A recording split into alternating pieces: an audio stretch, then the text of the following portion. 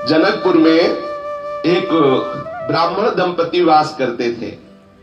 ब्राह्मण बड़े विद्वान थे, क्योंकि परम ज्ञानी श्री जनक जी की नगरी, वहां का झाड़ू लगाने वाला भी ब्रह्म विद्या का उपदेश दे सकता है जनकपुर का, क्योंकि विदेह राज जनक की राजधानी और बहुत ही हृदय के प्रेमी। ये दो भाव एक जगह नहीं मिलते, एक तो विशुद्ध ज्ञान और दूसरा भगवत प्रेम।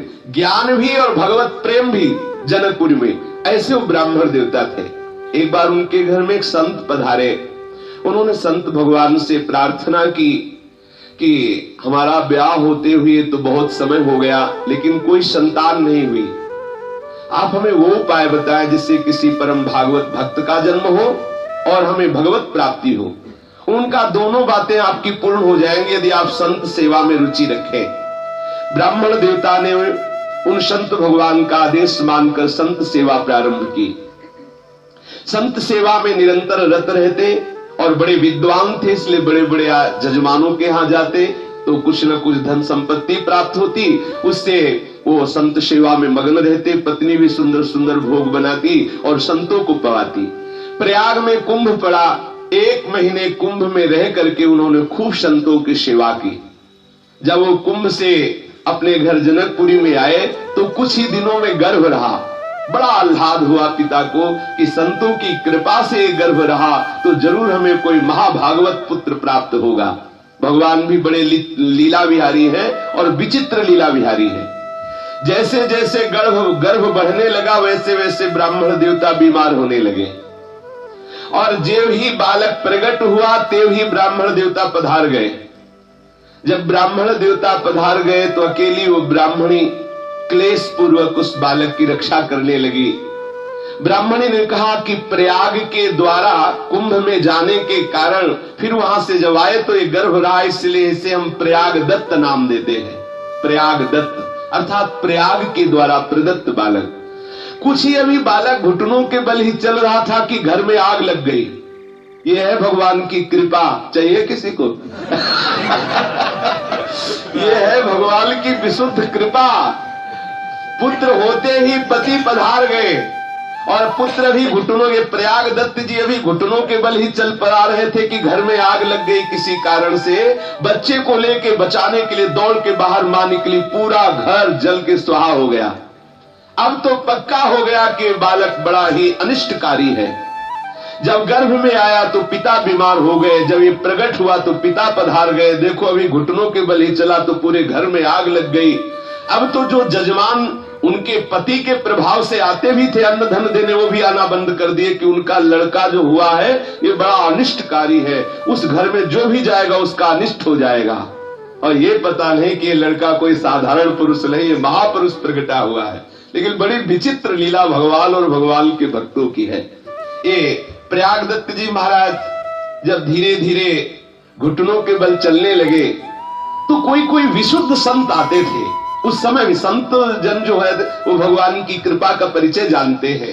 प्रिया प्रीतम के प्रेम में छके हुए, प्रिया प्रीतम के चरणारविंद के मद से उन्मत्त हुए, आंखों से प्रेम अश्रु रूपी पुष्प उनके चरणों में चढ़ाते हुए ये उन्मत्त होकर भूमि को पावन करते हुए भ्रमण करते रहते हैं। ऐसे महात्मा जन ही कभी कभी इन ब्राह्मणी के घर आते। हालत ये स्थिति हो गई कि ठीक से पेट भरने की भी व्यवस्था नहीं रह गई, क्योंकि वही छोटा सा बालक प्रयाग दत्त, कोई जजमान आते नहीं। पंडित जी तो प्रभावशाली थे जिनके प्रभाव से धन संपत्ति जजमान लोग देते थे। बड़े कष्टपूर्ण जीवन बीतने लगा। किसी भी तरह वो मांग करके कैसे भी, कोई कोई उदार ऐसे थे कि दे देते थे जिससे बच्चे का पोषण और अपना पोषण करते थे। भगवान श्री कृष्ण की अद्भुत महिमा वही भगवान श्री राम के रूप में है, कोई दूसरे नहीं है। एक दिन वो बालक अभी 8 वर्ष का ही हुआ होगा। ये मात्र 200 वर्ष पहले की बात है।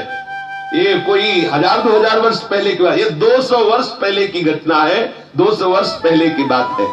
वो बालक अपने मित्रों के साथ खेल रहा था। अच्छा, कोई मित्र सहज में बनता नहीं था, क्योंकि घर वाले सिखा देते थे प्रयाग दत्त के साथ मत खेलना, वो बड़ा अनिष्टकारी है। जो उसका मित्र बनेगा हो सकता है उसकी भी हानि हो जाए। तो 2-4 बच्चे बड़े हे भाव से प्रयाग दत्त को देखते खेलते थे। एक दिन क्या हुआ कि एक बहन बुलाने आई किसी और भाई को और कहा, चलो तुम्हें आज पता नहीं राखी का त्योहार है। प्रयागदत्त जी दूर से चुपचाप खड़े सुन रहे हैं। राखी का त्योहार है तो प्रयागदत्त ने सोचा है राखी का त्योहार क्या होता है। बहन हाथ पकड़ के ले गई और वो चुपचाप छुपे हुए गए, दरवाजे से झांक के देख रहे हैं कि बहन तिलक लगा रही, राखी बांध रही, मिठाई पवा रही, दुलार कर रही।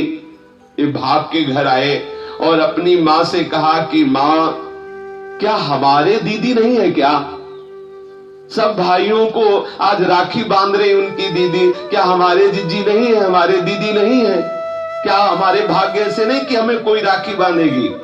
माँ का हृदय भर आया कि वैसे ही हम गरीब हैं, इसकी सुख सुविधा नहीं कर पा रहे, और आज ये ऐसा प्रश्न कर दिया कि इसका क्या उत्तर। तत्काल ध्यान आया, क्योंकि सब जनकपुरवासी जो वयोवृद्ध होते हैं जानकी जी को अपनी बेटी मानते हैं, और जो नवयुवक होते हैं या नवयुवती होती है वो अपनी बहन मानती है। देखो पूज्य श्री भक्तमाली नारायण दास जी महाराज श्री जानकी जी को अपनी दीदी मानते थे, इसलिए उनको मामा जी कहते थे।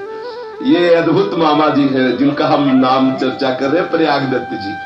प्रयागदत्त से कहा कि बेटा तुमको किसने कह दिया कि तुम्हारे दीदी नहीं है? तुम तो ऐसी दीदी के भैया हो कि किसी की ऐसी दीदी नहीं है। तो उन्होंने कहा कि माँ तो मेरी दीदी कभी हमको दिखाई नहीं दी, कभी तो आती ना, आप हमको फुसला। नहीं बेटा, चूंकि हमारे जो दामाद है ना, तुम्हारे जो जीजा जी है ना, वो बहुत बड़े राजा हैं, बहुत उनको कार्य रहता है और दीदी उनकी सेवा में रहती, इसलिए वो आ नहीं पाते हैं। तुम्हारे जो जीजा है वो अयोध्या के बहुत बड़े राजा हैं, और तुम्हारी जो दीदी है ना वो उनकी समीपता के सुख में निमग्न रहती, इसलिए वो कभी आप नहीं पा रही, लेकिन तुम्हारी दीदी सबसे बड़ी दीदी है। बोले माँ मुझे दीदी के पास जाना है, देखना है हमारी दीदी कैसी है। हमारे जीजा का तुमने नाम क्या बताया? बोले वो चक्रवर्ती सम्राट, उनका श्री राम नाम है। बड़ा सुख मिला। अरे इतने बड़े हमारे जीजा, और हमारी दीदी का क्या नाम है? बोले जानकी जी नाम है। हृदय में अपार सुख मिला। एक कोमल हृदय वाला बालक स्वीकार कर लेता है कि हमारी दीदी जानकी जी और हमारे जीजा श्री राम जी। मां मुझे अवधपुरी जाना है, अपने जीजा से अपनी जीजी से मिलना है, मुझे अपनी दीदी से राखी बंधवानी है। मां ने कहा थोड़ा सयाने हो जाओ, यहां से जनकपुर से प्राय अवध नगरी में जाते ही रहते हैं लोग, हम आपको उनके साथ भेज देंगे, लेकिन अभी 2-4 दिन में। बोले माँ देखो मैं बड़ा हो गया, मुझे दीदी के पास भेज। जैसे नामदेव जी करते थे, नामदेव जी के नाना को कहीं जाना था तो जब सेवा में देखते तो कहते नाना जी हमको भी सेवा में, तो कहते देखो कभी ऐसा अवसर मिलेगा तो बताएंगे। उनको कहीं जाना था है ना, तो हम 2-3 दिन के लिए बाहर जाते, हम तुम्हें सेवा में रख देंगे, थोड़ा तुम बड़े हो जाओ। वो रोज सुबह उठ के जाते, बोले नाना जी देखो मैं आज बड़ा हो गया, आज मुझे सेवा में रखो। ऐसे ही 2-4 दिन बीतने पर कहते माँ देखो मैं बड़ा हो गया, अब मुझे दीदी के पास जाने दो। माँ उनको काफी समय तक टालती रही।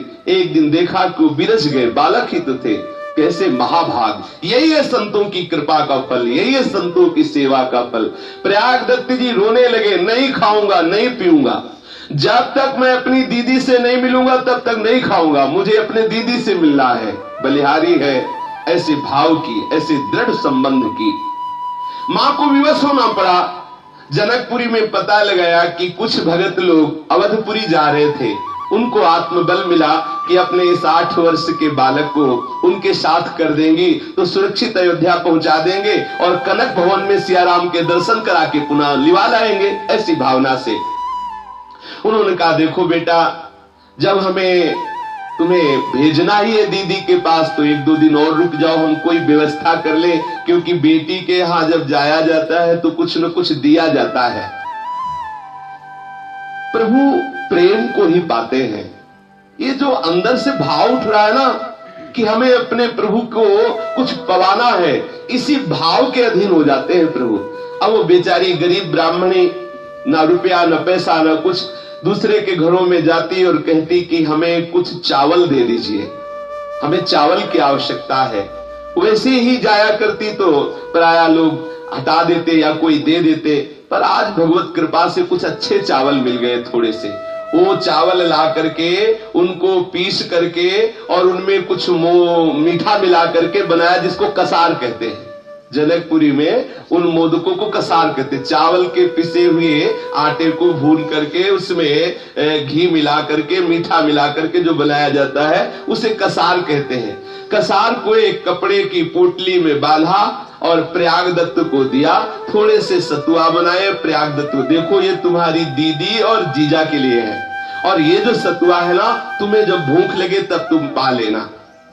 प्रयागदत्त तो इतने उन्मत्त हो रहे हैं कि हम अपनी दीदी से मिलेंगे, जीजा से मिले, बड़े उन्मत्त। जो कोई जनकपुरी के भक्त परिकर अवधपुरी जा रहे थे उनके साथ कर दिया। प्रयागदत्त को चैन कहां कि उनकी जैसी भावना से चले, वो तो अपनी भावना, उनको तो लग रहा था अगर हमारे पंखे हो तो अभी उड़ जाऊं, ऐसी व्याकुलता। उन्होंने सोचा कि हमें दीदी से मिलना है, पता नहीं कितने दिनों में पहुंचेंगे, उनका साथ छोड़ दिया, वही पोटली कसार की, और बस दीदी के चिंतन में हमारी दीदी जानकी जी, हमारे जीजा जी राम जी कितनी जल्दी पहुंचो, बस भाग दौड़ दौड़ना। जब थक जाते तो थोड़े सतुआ घोर करके पी लेते और फिर भागते। कई दिनों में जनकपुरी से वो अवधपुरी आए। जब अयोध्यापुरी में आए तो प्रयागदत्त देख करके अवधपुरी बहुत प्रसन्न है कि ओहो हमारे जीजा की राजधानी है, हमारे जीजा। और पूछा था मां से कि उनको सब कोई जानता है क्या? बोले सब कोई जानता है उनको। अब जिससे पूछते कि हमारी दीदी जानकी जी कहां रहती है, तो अवधवासी देखते छोटा सा 8 वर्ष का बालक हंस देते, तुम्हारी दीदी तो तुम्हारे जीजा का क्या नाम? बोले श्री राम। बोले हाँ वो महल है, चले जाओ। तो दौड़ के जाते कनक भवन में, जब देखते तो पुजारी से पूछते हमारी दीदी कहाँ है, हमारे जीजा कहाँ है? तो बोले ये तुम्हारी दीदी कौन? बोले जानकी। और जीजा कौन? श्री राम। बोले है तो। बोले हमें मूर्ति नहीं, हमें जीजा जी चाहिए, मूर्ति नहीं, हमें मूर्ति नहीं, हम अपनी दीदी की बात कर रहे हैं। हंस देते कि बालक है, हट कर रहा है। निराश होकर के रोते हुए फिर निकलते। फिर कोई संत पूछते क्या बात है बेटा, क्यों रो रहे हो? बोले हमारी दीदी नहीं मिल रही। तुम्हारी दीदी कहाँ रहती है? बोले यही अयोध्या में रहती है। अच्छा तो तुम्हारे जीजा का क्या नाम? श्री राम। और दीदी जानकी। बोले वो महल है ना। बोले वो मूर्ति नहीं, हमें दीदी चाहिए। ये ऐसा हठ। और सब संत हंस देते, कोई तो सुन के उपेक्षा कर देता, बालक है। कोई संत हंस देते कि बालक है, क्या जाने, कहीं वो मूर्ति हो तो साक्षात प्रभु विराजमान। लेकिन उसको ऐसी दीदी चाहिए थी जो दौड़ के आवे, हृदय से लगावे और राखी बांधे और मिठाई पवावे। अब हृदय में उसके अंदर व्याकुलता बढ़ती गई कि हाय हमारी दीदी का कोई पता नहीं बता रहा, और मां कह रही थी कि यही दीदी रहती है, क्या करूं? बहुत रोने लगे, परेशान हो गए। कहीं कोई बताता ही नहीं कि उसके जीजा कहाँ है, उसकी दीदी कहाँ है।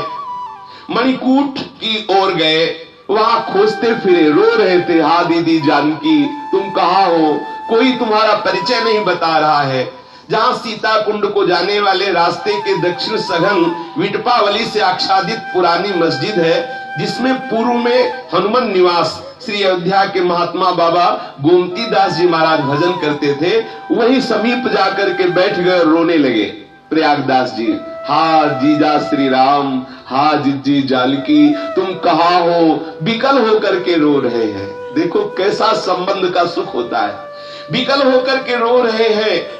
अब बहनोई जी को रिश्ते से खूब गालियां भी देख रहे कि देखो इतना ढूंढा, इतना पूछा, पता नहीं कहां छुपा हुआ बैठा है, हमारे सामने नहीं आ रहा, किसी को भेज नहीं रहा। और मां हमको कह रही थी अरे वो बहुत बड़े चक्रवर्ती सम्राट है, ऐसा कौन है जो उनको जानता नहीं? यहाँ तो कोई उनको नहीं जानता है, कोई नहीं बता रहा कि हमारी दीदी कहाँ है, हमारे जीजा कहाँ है। इतना ढूंढा, इतना हैरान हो गया, कहीं मिल नहीं रहा, कहाँ रहते हैं हमारे जीजा। बहुत भाव में विवल हो रहे हैं। इतनी विकलता बढ़ी कि लगा कि उनको प्राण छूट जाएंगे। इतने में ही सुनाई दिया, हाँ आवाज सुनाई दी, राजाधिराज चक्रवर्ती महाराज परब्रह्म परमात्म स्वरूप अखिल कोटि ब्रह्मांड नायक परात परेश भगवान श्री राम पधार रहे हैं। दृष्टि गई तो देखा विशाल श्वेत हाथी, उसके ऊपर स्वर्ण की झूल पड़ी हुई है, विशाल सिंहासन, उसके ऊपर 9 किशोरी किशोर विराजमान है, छत्र लगा हुआ है, चंवर डुलाए जा रहे हैं, जय जयकार हो रही। श्री राम नाम सुनते ही रोम रोम खिल उठा। हमें लगता है माँ कह रही थी जीजा राजा, हमें लगता है जीजा ही आ रहे, और बगल में देखा कि जीजी मुस्कुरा रही है। ओहो, आनंदित हो गया, खड़े हो गए। इतने में जितने पीछे जय जयकार करने वाले थे सब पीछे रुक गए। हाथी नजदीक आया, श्वेत रंग का विशाल हाथी, और वो घुटने टेक करके बैठ गया। दौड़ करके सेवक जनों ने सुंदर स्वर्ण की सीढ़ी लगाई। करुणा निधान प्रिया प्रीतम धीरे धीरे उतर करके नीचे आए।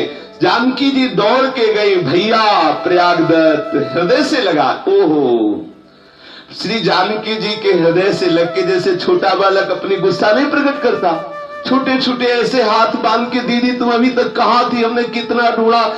बहुत जानकी जी हृदय से लगा रही, दुलार कर रही है। भैया तुम इतना परेशान क्यों हो रहे हो? इसलिए कि इतना ढूंढा, कोई तुम्हें बता नहीं रहा था। तो बोले भैया हमारा पता सहज में सबको नहीं चलता, हम ऐसी जगह रहती है जहां सबको पता नहीं चलता, कोई विशेष ही होते जो मेरा पता जानते हैं। अब देखो, अब तुम्हें कोई क्लेश नहीं होगा, अब हम तुम्हारे समीप आ गई है। जानकी जी ने पहले उनकी भावना के अनुसार राखी बांधी, और जानकी जी ने कहा अच्छा मिल चुके, अब हमको ये बताओ कि माँ ने हमारे लिए क्या भेजा है। बोले हाँ हाँ, एक फटे से कपड़े में वही चावल के पिसे हुए कसार श्री लाडली जी को अर्पित करा। लाडली जी ने अपने कर कमल से लिया और प्रभु को पहले पवाया, और फिर आप पाया, और फिर अपने भैया प्रयागदत्त को पवाया। ओहो, जो ही प्रियाजू और प्रीतम जू का उच्छिष्टामृत मिला, रोम रोम आनंद से भर गया, अश्रुओं की धार बहने लगी, पूर्ण विद्या का नाश होकर चिदानंद तत्व में स्थिति हो गई। क्योंकि प्रभु का साक्षात दर्शन हो रहा है। प्रिया जी दुलार कर रही है कि भैया अब तुम चिंता मत करो, अब तुम बिल्कुल चिंता मत करो, हम तुम्हारे ही पास सदैव अब रहेंगी। प्रगट में या अंतर में तुम कभी हमको दूर नहीं देखोगे। दुलार कर रही है। धीरे धीरे उनके आंसू रुके। अब वो प्रयागदत्त जी मानो मन ही मन अपनी दीदी को देख करके कुछ बातें कर रहे हैं, और मन में सोच रहे हैं कि वो जो अन्य भाई थे उनकी दीदी ऐसी नहीं थी जैसी हमारी दीदी है, हमारी जैसी दीदी ऐसी तो किसी की दीदी नहीं। माँ ठीक कह रही थी, 9 किशोरी, ऐसा स्वरूप सौंदर्य कि जो प्रभु के भी माथे पे पसीना आ जाए, ऐसा सौंदर्य प्रियाजू का। जनकपुर में फूल की बगिया में, फूल बगिया में, पुष्प वाटिका में जब पहला दर्शन भगवान श्री राम जी ने जानकी जी का किया तो माथे पे पसीना आ गया सरकार के। ऐसी सौंदर्यता श्री जानकी जी की है। ऐसी सुंदर दीदी को देख करके बहुत आनंदित हो रहे हैं प्रयागदत्त जी। फिर श्री जानकी जी ने कहा देखो भैया हमसे मिल लिए, अब हमारे प्रभु को और भी कार्य रहते हैं, अब आप पहले सीधे जाइए और मां को जाकर के प्रसाद दीजिए और कहिए कि हम दीदी से मिलके आ गए हैं, उनको खुशी होगी, फिर तुम लौट के अयोध्या चले आना, एक बार तुम्हें जाना होगा। इतना कहकर श्री जानकी जी अपने प्रभु श्री राम के साथ उस सुंदर हाथी पे सवार हुई। प्रयागदास जी ने देखा हाथी चला गया, मूर्छित होके गिर पड़े। फिर अंदर से अब वो मूर्छा विरह की नहीं है, आनंद की है। आंखों से अश्रु झर रहे। प्रगट में तो देखा चले गए, लेकिन रोम रोम में रम गए। हृदय का कोई ऐसा कोना नहीं जहां उनके जीजा जीजी न बैठे हो। हर जगह उनको अपने प्रिया प्रीतम, अपने बहन बहनोई दिखाई दे रहे हैं। अब तो ये ध्यान में विवल होकर वाणी रुद्ध हो गई, नेत्रों से अश्रु प्रवाह हो रहा है, और 24 घंटे मूर्छा की अवस्था में है। 24 घंटे बेहोश पड़े रहे वही। दूसरे दिन जब प्रातः काल हुआ, शीतल मंद सुगंध वायु फैली, तो उनके हृदय में कुछ शीतलता पहुंच रही। उधर एक महान संत निकल रहे थे। उन्होंने देखा है सुंदर सुगौर सुकुमार अवस्था को प्राप्त बालक कैसा बेशुद्ध होकर, कैसा विचकित होकर के रो रहा है, कैसे पड़ा है। निकट जाकर के जब देखा तो इतने भागवतिक परमाणु, क्योंकि अब ऐसे थोड़ी भगवत साक्षात्कार किए हुए महापुरुष है प्रयागदत्त जी। रोम रोम खड़ा हो गया उन संत भगवान का। स्पर्श किया तो उनके भी आनंद के अश्रु बहने लगे। पूछा क्या बात है, क्या परेशानी तुम्हें है, क्यों रो रहे हो? यद्यपि वो ठीक से बोल नहीं पा रहे थे, इतना प्रेम से कंठ अवरुद्ध था, आंखों से आंसू बहकर कपोलों को भिगो रही थी, वो बोल नहीं पा रहे थे। फिर भी धीरे धीरे कुछ बोलने का प्रयास कर रहे थे। महात्मा जी ने उनका हाथ पकड़ा और कहा, चलो हम जिस गुफा में रहते हैं वहां आप आराम से बैठो, फिर बातें होंगी। गुफा में ले गए, प्रयागदत्त को वहां विराजमान किया, मुंह धोया, सुंदर जल पिलाया, सावधान करते हुए पूछा, क्या हो क्या गया। जब पूछा तो फिर रो पड़े प्रयागदत्त जी, और रोते हुए बता रहे, जो ही ये बात सुनी कि अरे इनका श्री जानकी जी के प्रति दीदी भाव, प्रभु के प्रति जीजा भाव, और ऐसे मिलन हुआ, और महात्मा का हृदय इतना आर्द्र हो गया, द्रवित हो गया, आंखों से अश्रु बह रहे हैं।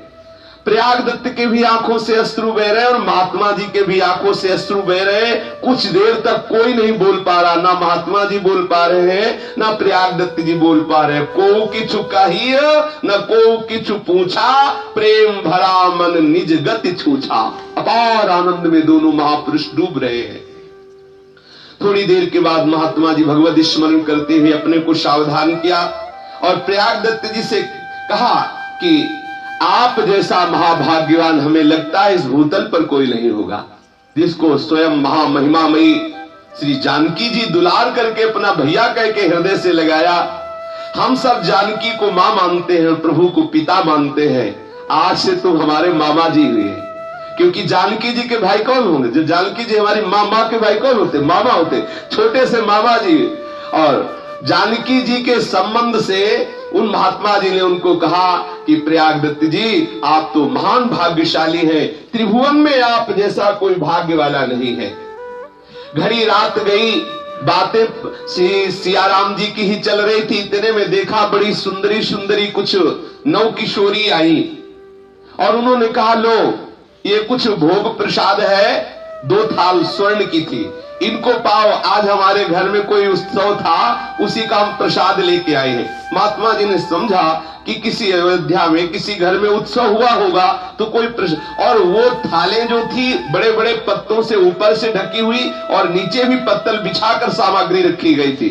अगर वो महात्मा जी देख लेते कि इतनी कीमती थाल है तो शायद न लेते, इसीलिए पत्तों से ढकी हुई थी। लिया और जो ही दोनों ने प्रसाद पाया तो विशेष आनंद, अपार आनंद, क्योंकि वो और किशोरिया कोई नहीं थी, श्री सियाजू की दासियां थी और ठीक महल का भोग उनके समीप लाया गया था। थालियां देखी तो अद्भुत स्वर्ण, प्राकृतिक स्वर्ण नहीं, दिव्य स्वर्ण से युक्त थालियां। दोनों महापुरुषों ने प्रसाद पाया और पूरी रात भगवत चर्चा में, श्री सियाराम जी की चर्चा में व्यतीत हुई। अब प्रयागदत्त जी से महात्मा जी ने कहा, देखो ये थाल तुम अपने घर ले जाओ। अरे बोले, तुम्हें समझ भी है कि नहीं? हमारी माँ हमको बहुत डांटेगी, हमारे यहाँ बेटी का कुछ नहीं लिया जाता, हमारे यहाँ बेटी का कुछ लिया नहीं जाता, बेटी को दिया जाता है। ठीक है हमारी माँ के पास गरीबी है नहीं कुछ, तो भी माँ हमें डांटेगी। ये थाल आप अपने पास रखो, हम घर नहीं ले जाएंगे। वो कितनी निष्किंचनता उस महात्मा जी के भी अंदर है। उन्होंने कहा, ये थाल हमारे प्रयोग की नहीं, तो प्रभु की है, इनको हमें नहीं रखना, हमें भी अपने पास नहीं रखना है। महात्मा जी और मामा जी दोनों कितने निष्किंचन हैं कि उस दिव्य स्वर्ण की तरफ तनिक भी आकर्षण नहीं हुआ। सहृदय मामा जी और सहृदय महात्मा जी दोनों एक दूसरे के नेत्र में नेत्र मिलाए हुए थोड़ी देर डूबे रहे श्री प्रिया प्रीतम के चिंतन में, लोकोत्तर प्रेम का रसास्वादन कर रहे हैं। दोनों के शरीर दिव्य हो रहे हैं क्योंकि दिव्य प्रसाद पाया है। सारा श्रम दोनों का जन्म जन्मांतरों का जो भटकने का था खत्म हो चुका है। अपार आनंद में दोनों निमग्न हैं। प्रातः काल प्रयागदत्त जी विदा होने के लिए आगे प्रणाम किया महात्मा जी को। महात्मा जी ने मामा जी को हृदय से लगाया। वहां से प्रयागदत्त जी अंदर ही अंदर अपनी दीदी का चिंतन करते हुए, जीजा का चिंतन करते हुए प्रयागदत्त जी ने अयोध्या को प्रणाम किया और जनकपुरी की तरफ प्रस्थान किया। और महात्मा जी ने उन स्वर्ण की थालों को लेकर गणेश कुंड में डाल दिया कि हमको प्रभु का प्रेम चाहिए, ये प्रभु का वैभव नहीं चाहिए। अपनी दीदी और जीजा की भावना में मस्त प्रयागदास जी जनकपुरी पहुंचे। माता ने देखा कि प्रयागदास जी के रोम रोम से तेज प्रकट हो रहा है। समझ गई कि हमें लगता है मुझ गरीबिनी के ऊपर अपार कृपा की जानकी महारानी ने, हमारे बेटे को बहन के भाव की पुष्ट करने के लिए हमें लगता है जरूर वो आई और सुख प्रदान किया। प्रयागदत्त जी दौड़ के गए, माता जी को प्रणाम किया और सब हाल सुनाया, जैसा उन्होंने देखा, जैसा जानकी जी ने कहा, जैसा उनको प्यार सुन करके माता के अश्रु बहने लगे, चकित हो गई, महा आनंद का अनुभव होने लगा। हृदय तल में एक प्रबल उन्माद प्रकट हो गया, क्योंकि यही ऐसा अद्भुत रस है, अद्भुत रस ऐसा है। करुणा का स्रोत फूट निकल पड़ा और चिल्ला चिल्ला के रोने लगी, हे करुणामयी जानकी जी, आज आपने निर्वाह कर लिया मुझ गरीबिनी का। चिल्ला चिल्ला के रो रही है, बहुत दुलार से अपने प्रयागदत्त को रखने लगी। अभी 1 साल भी नहीं बीता था कि माता का हृदय जो श्री जानकी जी के प्रेम में डूब गया था, शरीर की सामर्थ्य नहीं कि इस प्रेम को झेल सके, इसीलिए धीरे धीरे थोड़ा थोड़ा अनुराग रस देते हैं प्रभु। एकदम दे दे तो फट जाए हृदय, हृदय की सामर्थ्य नहीं कि अपार प्रेम समुद्र को झेल सके। शरीर रुग्ण होने लगा और 1 साल में ही श्री प्रयागदत्त की माता जी पधार गई। अब प्रयागदत्त जी अकेले रह गए, घर में और कोई था नहीं, वैराग्य हृदय में था ही, किसी विषयों के प्रति अनुराग था नहीं। अब हृदय में एक व्याकुलता होने लगी कि जब मां ही नहीं है तो मुझे यहां रह के क्या करना है। यद्यपि हमारी जानकी बहन की ये नगरी है, इसीलिए रह रहे थे, अब मुझे अपनी दीदी के पास जाना है। इतने में एक जमींदार ब्राह्मण थे, उन्होंने प्रयागदत्त जी से कहा, तुम चिंता मत करो, बहुत ही सुंदर हमारी पुत्री है, हम अपनी पुत्री का ब्याह तुमसे कर देंगे और सारी संपत्ति तुम्हारे नाम कर देंगे। वो प्रतिष्ठित ब्राह्मण थे और प्रयागदत्त जी का तेज ऐसा प्रकट था कि कोई भी नहीं स्वीकार करता। प्रयागदत्त जी ने वो बात सुनी तो उनके हृदय में और आग लग गई कि अरे, मुझे अपनी दीदी के पास जाना है कि मुझे ब्याह करके संसार को स्वीकार करना है। जिसको अमृत फल मिल जाता है फिर वो विष फल की तरफ क्यों दृष्टि करेगा। उन्होंने प्रयागदत्त जी एक क्षण भी वहां नहीं टिके कि कोई हमसे दूसरी बात करे, इससे अच्छा अभी निकल लो। अपने घर को छोड़ा, श्री अयोध्या धाम के पथ पर पैर रखते हुए प्रयागदत्त जी उन्मत्त दशा को प्राप्त हो गए। अपनी दीदी के पास पुनः जा रहे हैं, फिर उन्मत्तता उनके हृदय ऐसी उतावली हुई कि कैसे मैं जल्दी पहुंचूं, अपनी दीदी से पुनः मिलूं जा करके। श्री सरयू जू में गए, स्नान किया और अद्भुतपुरी आनंद स्वरूप श्री अयोध्या नगरी की प्रदक्षिणा की, अयोध्या नगरी को साष्टांग प्रणाम किया, अयोध्या नगरी की धूल में अपने शरीर को धूसरित किया और एक एक गली में, एक एक महल के समीप देख रहे हैं कि पुनः हाथी पे सवार हुई हमारे जीजा जी कब आएंगे। ढूंढ रहे हैं अयोध्या में पुनः।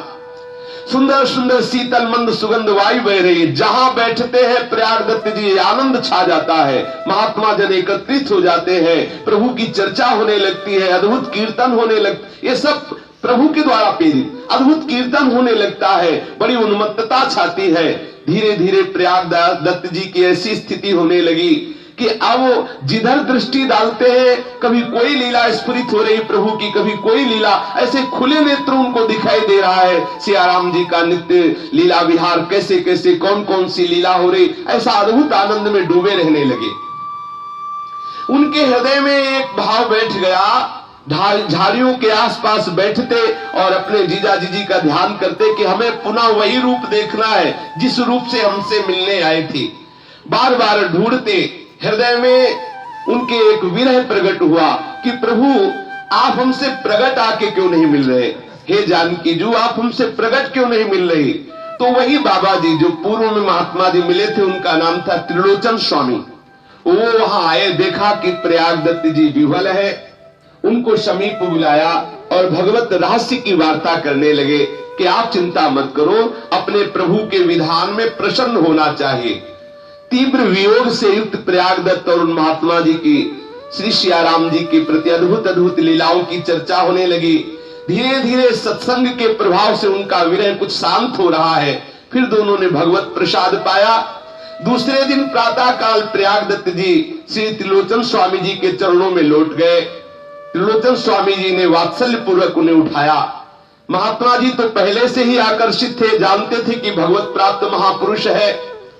परम श्रद्धा से श्री प्रयागदत्त जी ने निवेदन किया कि प्रभु अब मुझे संसार मार्ग में कदम तो रखना नहीं है, अब मुझे वैराग्य की दीक्षा दीजिए और मैं वैराग्य से युक्त होकर निरंतर अपने बहन बहनोई का चिंतन करता हुआ इसी अवध धाम में जीवन व्यतीत करूंगा। महात्मा तो ढूंढते हैं कोई ऐसा महान शिष्य मिले जो भगवत अनुराग से युक्त हो। इनका हृदय खिल उठा त्रिलोचन स्वामी का, और उन्होंने अपनी उमड़ते हुए दुलार से उनको वैराग्य की दीक्षा दी, अद्भुत प्रेम में मंत्र प्रदान किया, लंगोटी अचला प्रदान की। अब प्रयाग दत्त जी से इनका नाम हो गया प्रयागदास जी। यद्यपि शिष्य भाव से थे, फिर भी वो भी महात्मा इनको मामा जी कहते थे, क्योंकि जानकी जी को सब प्राया माँ की भावना से कि सियाराम जी हमारे माता पिता है तो हमारी अम्मा के भाई मामा ही तो होंगे, तो इसीलिए सब इनको, अब जो भी महात्मा सुनता है इनकी महिमा तो इनको सब मामा जी कहते। अब पूरी अयोध्या में मामा जी, अब जो भी आता बोले मामा प्रयागदास जी। अब जिस गली से निकलते तो छोटे छोटे लड़के जो अयोध्या के बच्चे थे वो मामा जी मामा, और ये उन्मत्त एक कचला ओढ़े एक कचला लगाए बड़ी मस्ती में, तो इनके साथ खेलते, कोई इनको छेड़ता मामा जी, और सब भूल गए, सब मामा जी, बड़े बूढ़े सब मामा जी, इसीलिए इनका नाम मामा प्रयागदास जी हुआ। इनके हृदय के समस्त कमल खिल उठे थे, क्योंकि जिसके हृदय में ऐसा प्रभु से संबंध होता है, प्रभु का साक्षात दर्शन हो जाता है, अब उसको कुछ करना बाकी नहीं रहता। कुछ रात गए, प्रयागदास जी की दशा कुछ ऐसी चढ़ी कि वे सोते ही उठ पड़े और बीहर जंगल में जाकर घूमने लगे। फिर तो यही ढंग रहा, नींद नाती निकल पड़ते, देखते कहीं किसी लीला का चिंतन करते, कभी प्रभु की किसी और लीला का चिंतन करते, जिधर निकल जाते उधर ही चलते चले जाते। कहां जा रहे हैं कुछ होश नहीं है, कब खाया कब पिया कोई होश नहीं, वस्त्र है कि नहीं कोई होश नहीं है, निमग्न है अपने प्रभु के प्रेम में। दिन के दिन रात की रात का कोई पता नहीं, कब रात हुई कब दिन गया। ऐसी दशा में न खाने की सुध, न पीने की सुध, न और कोई चिंता, न सोने की परवाह। ये अखंड योग निद्रा में स्थित है, अखंड भाव दशा में स्थित हो चुके हैं। कोई प्रेमी दुलार करके मामा जी को हाथ से पवा देता तो पा लेते। ऐसी परमहंस स्थिति थी कि इनको ये याद भी नहीं रहता कि हमें भोजन पाना है। जब कोई बहुत बार कहता, इनके मुंह में कवल देता तो पा जाते। कुछ ऐसी स्थिति पूज्य राधा बाबा की भी देखी गई है। ऐसे कितने महापुरुष हुए जिनको भगवत प्रेम आवेश में शरीर की शुद्धि नहीं रहती थी। बिखरे हुए केस, शरीर में अवध की धूल लगी हुई, आंखें चढ़ी हुई, उन्मत्त श्री सियाराम जी के प्रेम में गलियों में अयोध्या के घूमते रहते। आसपास के जो ही देखते खड़े हो जाते और इनका सम्मान करते, क्योंकि अभी कोई विशेष अवस्था नहीं है, लेकिन विशेष स्थिति है इनके हृदय में। दिव्य देह और दिव्य भाव दोनों भी प्रयागदास जी के पास थे। उनका शरीर भी दिव्य हो गया था और उनका भाव भी दिव्य था। श्री हरि के प्रति जिसका ऐसा भाव होता है वो जगत का बंदनी हो जाता है, त्रिभुवन उसकी वंदना करता है। हृदय देश में जब प्रीतम बसा हो तो उसको देव देव कहते हैं। वही सर्वदेवमय जिसके हृदय में प्रीतम विराजमान हो जाते हैं, प्रकट हो जाते हैं प्रभु। ऐसे उन्मत्त होकर प्रयागदास जी अयोध्या की गलियों में भ्रमण कर रहे थे। परमहंस प्रयागदास जी प्रेम पागल लोग के कौतूहल के विषय बनते जा रहे थे। कुछ मनचले लोग प्रयागदास जी के पीछे जाते, कोई अचला खींच रहा है, कोई कुछ छेड़ रहा है, ऐसे करते और प्रयागदास जी बस मुस्कुरा देते। जो पहुंचे हुए जन थे वो तो जानते थे, और जो ऐसे साधारण जन थे वो उनको ऐसे छेड़ते, उनको परेशान करने की चेष्टा करते। लेकिन ऐसी उन्मत्तता प्रेम की थी कि इसका कोई प्रभाव उनके ऊपर न पड़ता। उनकी नशीली आंखों में एक विलक्षण चमत्कार था। कभी उनकी आंखों से आंसू बह रहे, कभी आंखें ऊर्ध्वगति आकाश की तरफ देख रही है। चाहे कोई कितना भी साधन कर ले, बिना संबंध के ऐसी स्थिति ले जाती। इसीलिए अपने वृंदावन धाम में इस संबंध की महिमा है कि आपका प्रभु से संबंध क्या है। सिद्ध सदगुरु की कृपा और प्रभु का भगवत साक्षात्कार किए हुए ये प्रयागदास जी उन्मत्त होकर विचरण कर रहे थे।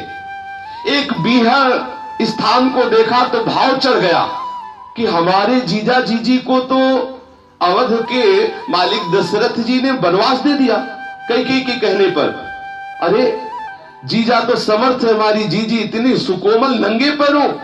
बड़ी व्याकुलता हुई कि अरे हमारे जीजा जीजी को नंगे पैरों से वन में टहलना पड़ रहा है। अब जो भी आता तो इस भाव से देखते कि कोई भेंट चढ़ा दे। तो अब सिद्ध संत उनकी भावना के अनुसार भेंट चढ़ने लगी, बस भेंट अपने अंगोछा में बांधने लगे। जितने पैसे मिलते बड़े प्यार से बांधने लगे। जब लोगों ने देखा पैसे लेने लगे तो और चढ़ने लगे पैसे। काफी मात्रा में उन्होंने पैसे इकट्ठा किए। फिर उन्होंने 3 जोड़ी जूते बनवाए, 3 जोड़ी बढ़िया सुंदर जूते बनवाए, श्रृंगारित करके बढ़िया बढ़िया उनमें बूटे सजा करके सोने चांदी के ऐसे सुशोभित ऐसी पादुकाएं देखते ही सुख का अनुभव हो। 3 पादुकाओं की रचना करवाई, जितनी बढ़िया बन सकती थी उतनी बढ़िया बनवाई। फिर 3 सुंदर तोषक बनवाए और 3 सुंदर पलंग बनवाए, क्योंकि श्री लक्ष्मण जी और प्रभु श्री राम और उनकी बहन श्री जानकी जी तीनों वनवास में ना 3 जोड़ी जूते, 3 पलंग और 3 तकिया और गद्दा व्यवस्था की उस पैसों से। और बड़े विचित्र तीनों ऐसे क्रम से पलंग बनवाए, बड़ा वाला राम जी के लिए और फिर छोटा वाला जानकी जी के लिए, उससे छोटा लक्ष्मण जी के लिए, और तीनों एक के ऊपर एक सेट, उसके ऊपर गद्दा तकिया, उसके ऊपर जूता अपने सर पे रखा।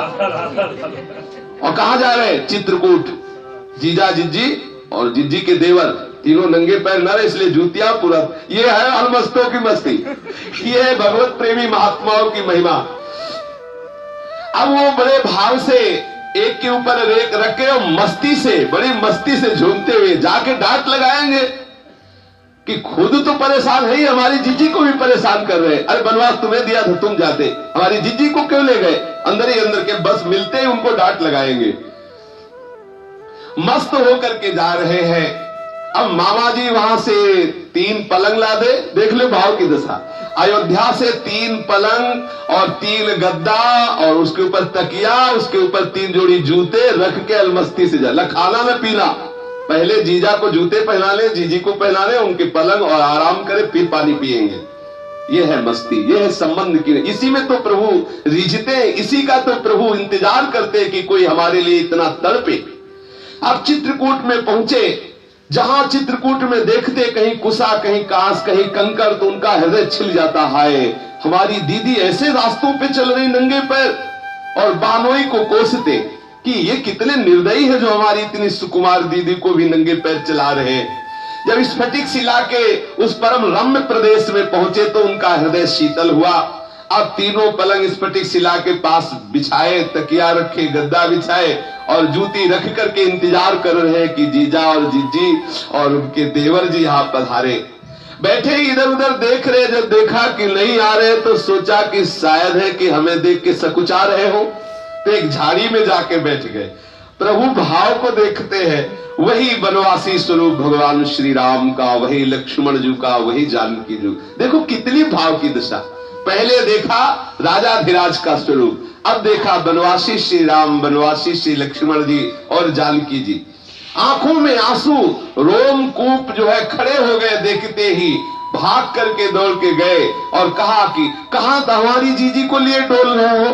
देखो कितनी कैसी कठोर भूमि, कितने सुकोमल चरण। जानकी जी राम जी की तरफ देख रही है, राम जी जानकी की डांट लगा रहे राम जी को कि आपको सोचना चाहिए ना कि चलो आप ठीक है, समर्थ हो, लेकिन क्या कमी थी वहां अयोध्या से आप इनको लिवा लाए?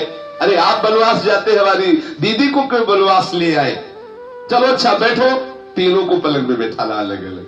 प्रभु जैसा वो प्रयागदास मामा जी कह रहे वैसे कर रहे, बैठे। चलो जानकी जी से कहा कि आप पहले अपने चरण लाओ। नहीं नहीं, पहले जीजा को पहनाया जाता है। अच्छा तो पादुका ली, पहले जीजा श्री राम को पहला। देखो कितने बड़े भाग्य। ये मत समझो कि कोई कथा हो रही 200 वर्ष पहले की बात। आज भी ऐसे कितने भक्त हैं जिनके साथ ऐसे प्रभु लीला विहार करते। मामा जी ने सुंदर पलंगों में अपने जीजा जी और लक्ष्मण जी को बैठाला, तीनों को पादुकाएं पहनाई और दूर हट करके देख रहे शोभा। कैसा वो बनवासी स्वरूप प्रभु का नौ किशोर अवस्था है, करोड़ों काम मूर्छित हो जाए ऐसा स्वरूप है। नील सरोरु नीलमल नील नीलधर श्याम, आहा कैसा है तो प्रभु, कितना नौ किशोर स्वरूप। और श्री जानकी जी अद्भुत सुंदरता का स्वरूप है। और लक्ष्मण जी को क्या कहला है, बड़ी उत्सुकता से आंखों में आंसू भरे हुए देख रहे हैं। मन में भाव आ रहा है कि अब बस हमारी यही सेवा रहेगी, जहां ये चलेंगे इनके साथ तीनों पलंग लाद के चलेंगे और शयन इसी में करवाएंगे इनको। बस हम तो इनके साथ रहेंगे, पलंग लेकर, और इनको डांटेंगे कि तुम जूता के बिना नहीं चल सकते, पादुका पहननी पड़ेगी तुमको, और पलंग ले चलेंगे, वहीं बिछाएंगे इनको रख, और हम सुंदर सुंदर फल लाएंगे, इनको पवाएंगे। बड़ा हृदय में आनंद उमड़ रहा है, विह्वलता हो रही है।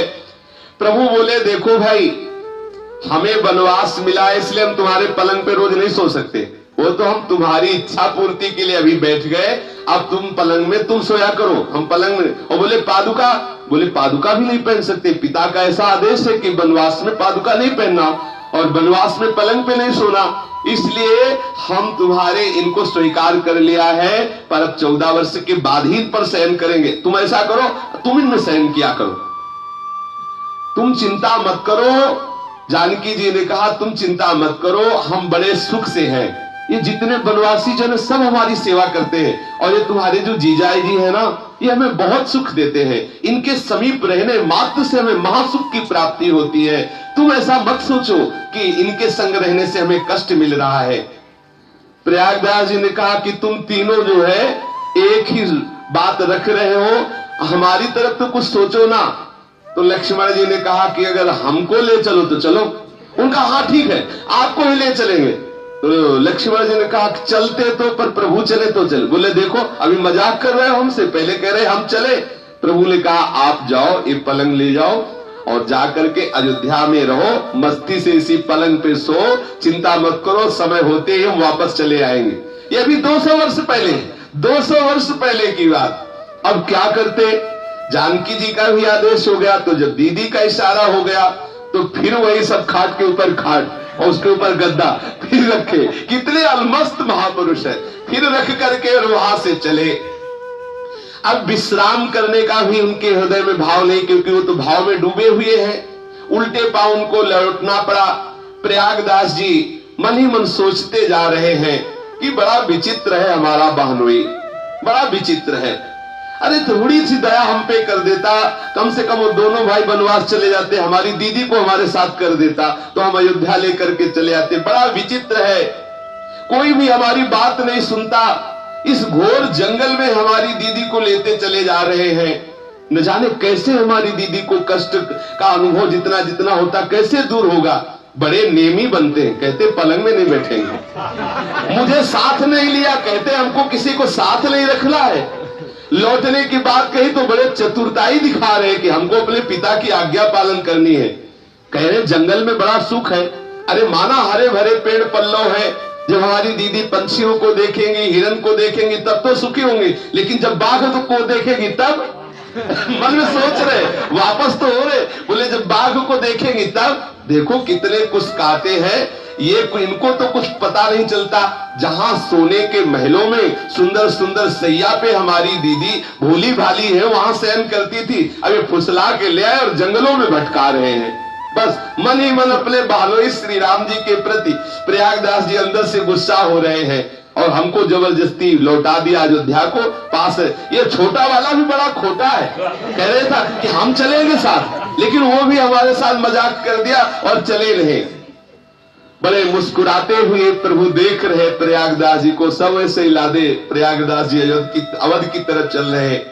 मंदाकिनी चित्रकूट में स्नान किया, प्रयागदास जी ने पुनः अपना वो पलंग आदि को उठाया। अब वो पलंग थोड़ी है, फूल से भी कम वजन वाला, क्योंकि उसमें प्रभु विराजमान हो चुके हैं, वो चिदानंदमय है, आनंद स्वरूप है। अयोध्या की तरफ चले तो थोड़ा ही चले तो देखा अवध आ गई। तो उन्होंने कहा अभी तो नहा के हमने चित्रकूट में पलंग रखा, हमें लगता है कि हमें होश नहीं रहा, हम कई दिन से चल रहे हैं और अवध आ गए सामने। जीजा जीजी की कृपा से चलना नहीं पड़ा, चित्रकूट से सीधे अवध धाम।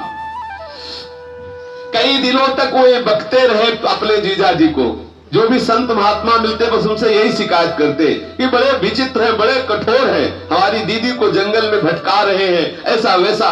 और महात्मा जन सुन सुन करके आनंदित होते कि मामा जी कितने महाभाग्य में स्थित, कितने महाभाग्यशाली है कि अपने श्री सियाराम जी के ऐसे प्रेम में उन्मत्त है। अब ये क्या करते कि पलंग के ऊपर पलंग, पलंग के ऊपर पलंग, उस पे गद्दा बिछा के और जैसे राजा महाराजा और क्या ठाट से सोते।